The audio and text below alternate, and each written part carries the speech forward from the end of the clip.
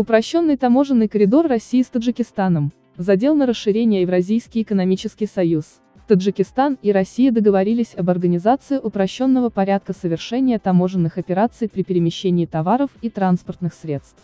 Соглашение об упрощенном таможенном коридоре между таможенными ведомствами двух стран подписано 17 апреля по итогам официального визита президента Таджикистана Эмомали Рахмона в Москву. Когда именно документ вступит в силу, не сообщается. Как правило, подобные соглашения требуют от сторон проведения определенных мероприятий в таможенных ведомствах двух стран. Также пока не разглашается, на какие категории товаров облегченный режим будет распространяться. В таможенной службе при правительстве РТ сказали что детали соглашения будут опубликованы позже. Между тем, российские СМИ считают, что подписанный документ задел на возможное расширение Евразийского экономического союза, естественно за счет Таджикистана. Издание «Экономика» сегодня отмечает, что Таджикистан с обретения независимости стремился к максимальному углублению торговых отношений с Россией и тому целый ряд объективных причин. С первых дней образования таможенного союза Душанбе не скрывал интереса к этому альянсу и высказывал намерение вступить в него. Впоследствии, когда объединение перешло в Евразийский экономический союз, интереса власти Таджикистана к интеграции не утратили.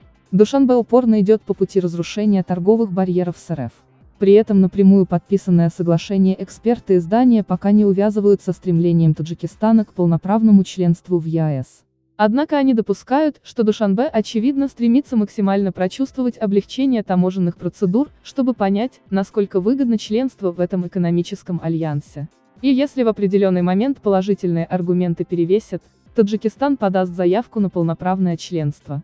Также отмечается, что Таджикистан граничит с Кыргызстаном, который уже является членом ЕАЭС, а это говорит о прямом доступе Таджикистана к пространству экономического союза, что многое облегчает.